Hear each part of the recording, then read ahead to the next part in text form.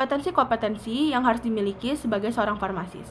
Yang pertama adalah personal skill. Di sini saya mengambil contoh personal skill yaitu linguistik. Personal skill linguistik adalah kemampuan berbicara. Sebagai seorang farmasis, kita harus memiliki kemampuan berbicara yang baik kepada pasien ataupun rekan kerja, baik secara tertulis maupun secara lisan. Sebagai seorang farmasis sendiri, kita harus bisa menjelaskan dengan baik dan jelas tentang cara penggunaan obat, pemakaian obat, dan yang berhubungan dengan obat. Yang kedua yaitu professional practice. Sebagai farmasi sendiri, kita harus memiliki kemampuan untuk memberi pelayanan, keamanan, dan penggunaan obat yang tepat dan benar. Contohnya adalah menyelenggarakan pelayanan tentang keamanan dan penggunaan obat yang baik dan benar. Selanjutnya adalah safe and medical use.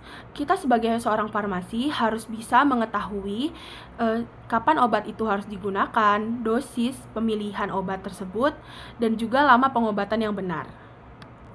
Yang keempat adalah keterampilan organisasi dan manajemen. Sebagai seorang farmasis, kita harus memiliki keterlibatan dalam organisasi untuk meningkatkan soft skill kita seperti kepemimpinan, pengambilan keputusan, dan juga manajemen sumber daya. Dan kita juga harus bisa tentang manajemen, kita juga harus bisa memberitahu apa saja khasiat-khasiat dari obat yang kita miliki. Kita harus bisa memasarkan obat-obat yang kita miliki juga. Yang terakhir, public health. Sebagai farmasis, bukan hanya membuat obat atau menjelaskan tentang obat, tapi sebagai farmasis kita juga terbukti bisa memberikan informasi kesehatan dan pengobatan yang benar.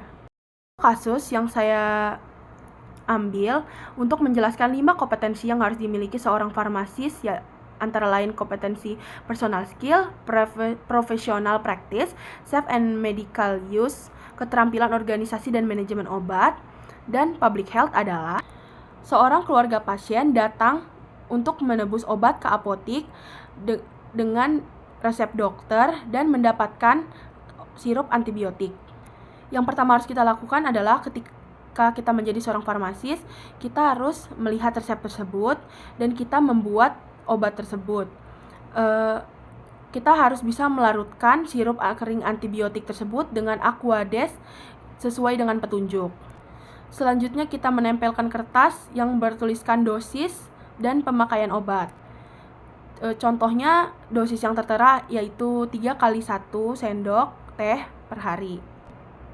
Lalu kita memanggil nama pasien tersebut dan kita menjelaskan kepada pasien tersebut bahwa obat antibiotik ini harus diminum secara teratur dan harus dihabiskan. Lalu kita memberitahu pasien cara meminum obat tersebut, yaitu 3 kali sehari 1 sendok teh. Terus juga kita harus bilang ke pasien kalau obat ini harus dihabiskan. Kita juga harus menerangkan cara penyimpanan obat tersebut. Kita menerangkan kepada keluarga pasien tersebut dengan bahasa yang mudah dimengerti oleh keluarga pasien tersebut.